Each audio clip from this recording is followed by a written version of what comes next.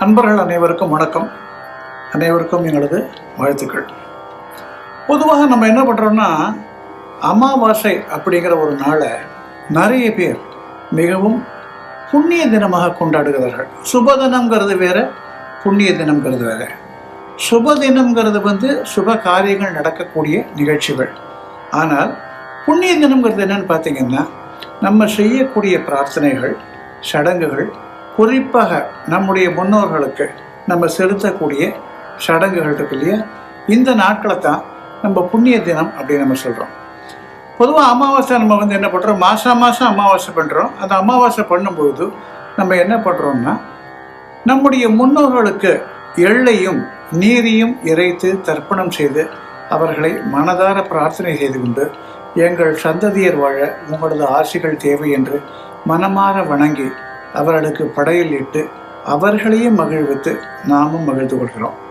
இது ஒரு சிறப்பான வழிபாட்டு முறை. அது மாத்திரமல்ல, இது காலங்காலமாக இருக்குது. ஆனால் இப்போ நம்ம பார்க்க போகிறது என்னன்னு கேட்டிங்கன்னா, அமாவாசையிலேயே 2-3 விதமான அமாவாசைகள் நம்ம குறிப்பிட்டு சொல்கிறோம். ஒன்று ஆடி அமாவாசை, இன்னொன்று தை அமாவாசை, இன்னொன்று மாலை அமாவாசை. இதில் ஆடி அமாவாசை அப்படிங்கிறது பார்த்திங்கன்னா, தை அமாவாசை அப்படிங்கிறது பார்த்திங்கன்னா, இது ரெண்டுமே உத்தராயண புண்ணிய காலம், தட்சிணாயனாய புண்ணிய காலம்னு இந்த 2 நேரத்துலேயும் வரக்கூடியது. ஆனால் மாலை அமாவாசைங்கிறது எதையும் விட அதிகமான ஒரு சிறப்பு வாய்ந்த ஒரு சடங்காகும், ஒரு நிகழ்வாகும். அது என்னன்னு கேட்டிங்கன்னா, ஆவணி மாதம் முடிந்த பிறகு, அதாவது அதனுடைய தொடர்ச்சியாக பின் வரக்கூடிய அந்த 15 நாட்களையும் இது தொடர்ந்து மாலையபட்சம் அப்படின்னு அழைக்கப்பட்டு, அது ஒரு 15வது நாள் அதனுடைய மாலை அமாவாசை என்ற தினத்தை நம்ம கொண்டாடுறோம். மறந்து போனாலும் மாலையம் செய்ய தவறாதே அப்படின்னு ஒரு பழமொழி உண்டு. அந்த மாதிரி நம்ம மறந்து போனால் கூட, இல்லை செய்ய முடியாத ஒரு சூழ்நிலை ஏற்பட்டால் கூட, நம்ம மாலைய காலகட்டத்தில் அந்த மாலைய அமாவாசைக்கு நம்ம முன்னோர்களை நினச்சி நம்ம திதி கொடுக்கணும், அதாவது தர்ப்பணம் செய்யணும். இது 15 நாட்கள். இது எப்படி செய்யறாங்கன்னா, ஒவ்வொரு குடும்பத்திலையும் ஒவ்வொரு பாரம்பரியமாக அவங்க ஒரு வழக்கம் வச்சுருக்காங்க.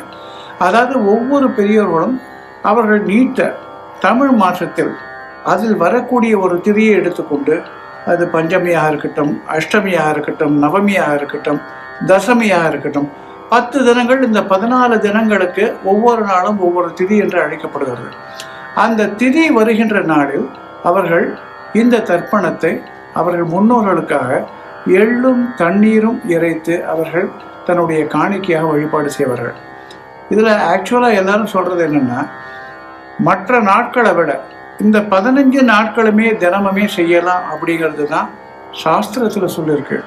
ஆனால் அப்படி செய்ய தவறினால் கூட, அந்த பெரியவர்களுடைய திதி வருகின்ற நாட்களில் நாம் இதை பாரம்பரியமாக கடைபிடித்து கொண்டு அந்த தேதியில் அவர்களுக்கு நாம் செய்யும் பொழுது நமக்கும் மனதில் ஒரு நிறைவு ஏற்படுகிறது. அதை ஏற்றுக்கொள்கின்ற மூதாதையர்களுக்கும் ஒரு நிறைவு ஏற்படுகின்றது. அதனால் மாலைய பட்சம், அப்பொழுது வருகின்ற மாலை அமாவாசை, இதை நம்ம எதை மறந்தாலும் இதை மறக்காமல் நம்முடைய முன்னோர்களுக்காக நம்மளை தயார்படுத்திக்கிட்டு செய்யணும். ஏன் தெரியுமா, நம்முடைய சந்ததிகள் நன்றாக மேன்மேலும் தழைத்து வழங்கணும் அப்படின்னு நம்ம ஆசைப்பட்டோமானா, நம்முடைய சந்ததிகள் நல்ல நிலைமை அடையணும் அப்படின்னு நினச்சோமானா, நம்ம கண்டிப்பாக இவைகளை செய்தாக வேண்டும். இன்ஃபேக்ட் தெய்வ வழிபாட்டை விட நம்ம செய்யக்கூடிய பித்திருக்கள் வழிபாடு, பித்திருக்கள்னு நம்ம சொல்கிறது யாருன்னா, நம்ம சொல்கிறோம் இல்லையா, நம்முடைய மூதாதையர்கள், அதாவது தென்புலத்தோர் அப்படின்னு சொல்கிறோமே, அந்த தென்புலத்தோர் அப்படிங்கிறவங்க தான் நம்முடைய பித்திருக்கள். இந்த மாலையபட்சம் அப்படிங்கிறத பார்க்கும்போது, நம்முடைய முன்னாள் உயிர் நீத்த மூதாதையர்கள் அவர்களுடைய ஆத்மா உடலில் இருந்து பிறந்து மேல் நோகம் நோக்கி செல்லும் பொழுது அவங்க செய்திருக்கக்கூடிய பாவ புண்ணிய கர்மாக்களுடைய பலன்களை அனுசரித்து அவர்கள் அதனுடைய பலாபலங்களை அனுபவித்து அதற்கு பிறகு மேல் லோகம் சென்று அடைகிறார்கள் அப்படின்னு சாஸ்திரம் சொல்லியிருக்கு. இது சாஸ்திரத்தில் அவங்கள பற்றி எழுதியிருக்கக்கூடிய ஒரு விஷயம். ஏன்னா இந்த ஆத்மாங்கிறது மேல் லோகத்திற்கு போகிறதுக்கு முன்னாடி அங்கே ஏற்கனவே இருக்கக்கூடிய நம்முடைய அதிமேதாதியர்கள் மூதாதையர்கள் இருக்காங்க இல்லையா, அவங்க எல்லாருமே சேர்ந்து அந்த மூதாதையர்கள் அந்த காலகட்டத்தில் அங்கே இருக்காங்க. அப்போ இவங்க அந்த இடத்த போய் சேர்றதுக்கு முன்னாடி இதை பலன்களை எல்லாம் அனுபவிச்சுட்டோம். அதன் பிறகு தான் அவங்க அங்கே போய் சேர்றாங்க. அப்படி அவங்க சேரும் பொழுது அந்த ஆன்மா தன்னுடைய உடலை வேறு ஒரு ஆன்மாவை வேறு ஒரு உடலுக்குள் செலுத்துகிறது. அதாவது அந்த ஆன்மா தன்னுடைய ஆன்மாவை வேறு உடலுக்குள் செலுத்துகிறது. அந்த வேறு உடலில் அந்த ஆன்மா அவதரித்து, அதாவது பிறப்பெடுத்து இந்த பூலோகத்திற்கு வருகிறது. இதுதான் நடைமுறை காலமாக நம்முடைய சம்பிரதாயங்களும் பழக்கங்களும் நமக்கு சொல்லியிருக்கின்றன. இறைவன் அருளால் உங்கள் அனைவருக்கும் நலமே நடைபெற நாங்களும் வாழ்த்துகிறோம். உங்களுக்காக பிரார்த்தனை செய்கிறோம்.